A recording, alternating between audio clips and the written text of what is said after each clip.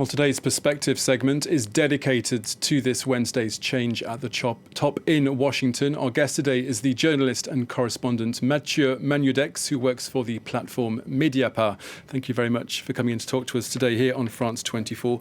First of all, just how deeply and lastingly has the US changed in the past 4 years since Donald Trump has been in office? What kind of country is Joe Biden inheriting today?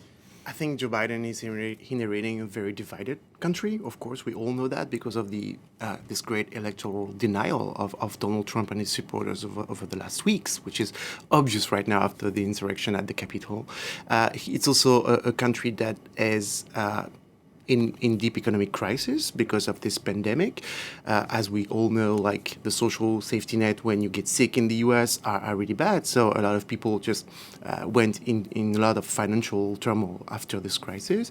And of course, like we have this figure of 400,000 people who died of the pandemic, like right now, right today at the end of this 4 years of Donald Trump. So, yeah, there are a lot of challenges for Joe Biden right now. And I think the thing is that Donald Trump also literally destroyed like the conversation in the US. He destroyed because of this, like he polarized the debate so much that you were against him or for him. And so he destroyed the conversation. He insulted so many people. There was. And I think the democratic debate took a big toll over the last 4 years in the US. Now, Joe Biden is eager to reshape the role of the US president and, as he put it, restore some dignity to the office. What kind of leader do you think he'll be? I think Joe Biden will try to be the next Franklin Delano Roosevelt. That's what he says. He says, he hints at it, I want to be the next FDR. I want to heal my country. And this comparison is drawn from the fact that FDR was not expected as a reformer, as a great reformer at the time, and he was actually. And he became a reformer because of the crisis and the financial crisis. And so I think that, and then made the New Deal, of course. And I think that Joe Biden has that in mind. And I think that his allies, like Bernie Sanders, also have this in mind. They say, okay, he was not our choice. Bernie Sanders wanted to be the president. So he said, he was not my choice. I know he's done a lot of mistakes political mistakes in his life. That's what Bernie Sanders says. But our goal is that he becomes this reformer that nobody would have expected that he becomes in this crisis. So I think that's what he wants to do, and we'll know very quickly if this is the case. Like Joe Biden has shown that. He doesn't want to proceed exactly like even Obama did. Like we are years later. Now the climate crisis is huge. Now there are some huge economic and social challenges in the US. So I think Joe Biden wants to show at first that he's able to tackle these issues, and he has a chance to do that because like he has the Congress for him now. So he cannot pass maybe the biggest laws he would have envisioned, but he can pass a lot of laws. So I think that very quickly we'll get to know if Joe Biden is or can be a reformer or is just another Democrat at the White House. Now, just how did the world of journalism and the craft of being a journalist change under Donald Trump? He, of course, loved using two of his preferred words, fake news, during his time at the White House. Did you find that finding and publishing the truth became more problematic?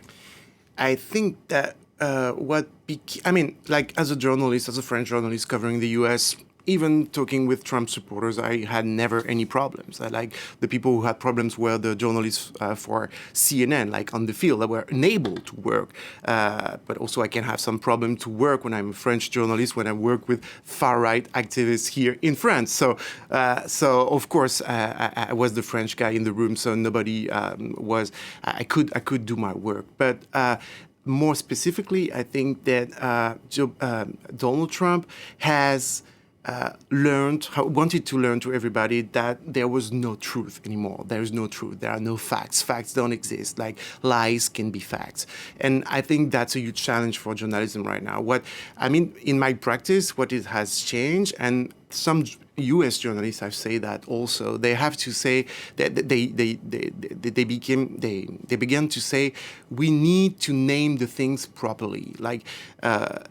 in my work, I needed to say what this presidency is about. This presidency is about, had some aspects of plutocracy, because rich people, friends of Donald Trump, were helped by Donald Trump.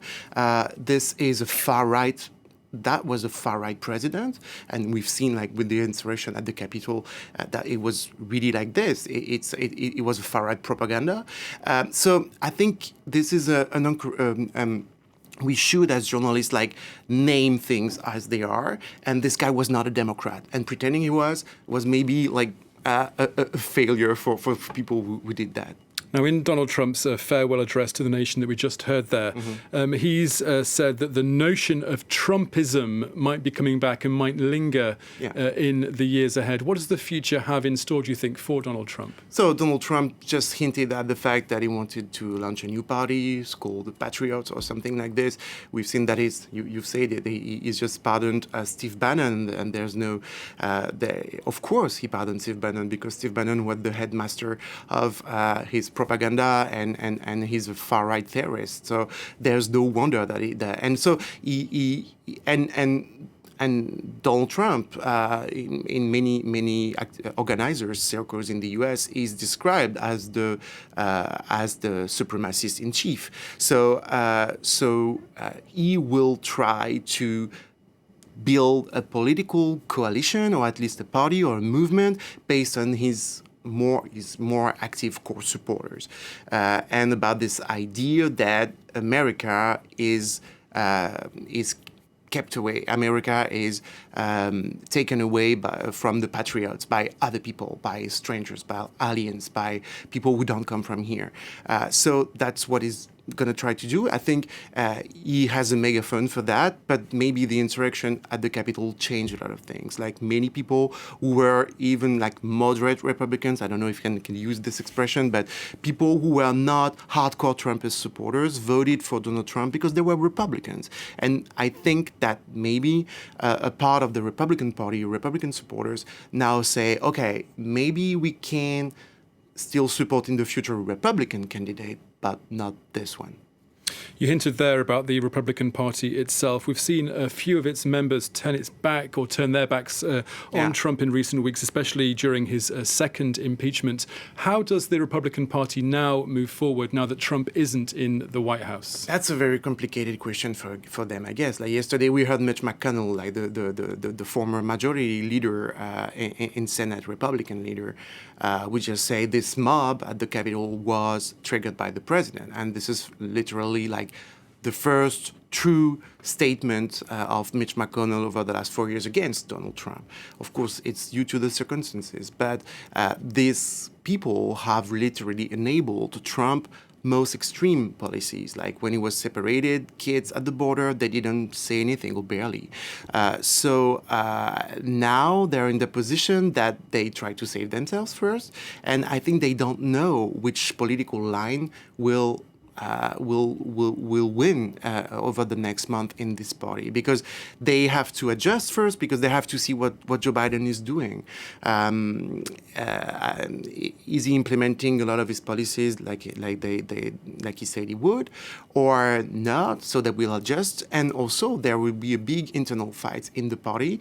Mitch McConnell yesterday said Trump provoked the mob at the Capitol, and some I don't know what was the expression, but some high-ranking people helped him in that. So, and that also means Republicans. So there will be a huge internal fight, and there is we also have the new generation of Trumpists in the party that already comes with Josh Hawley, some other high-profile senators, and there is also a tendency, like more moderate Republican, to say like we've lost our mind, we will lose our electorate if we go forward. So for them, it will be a big challenge, and I'm not sure that the Republican Party will be.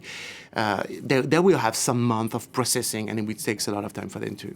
Okay, Mathieu Magnaudeix from Mediapart, thank you very much talking to us here on France 24. Thank you so much.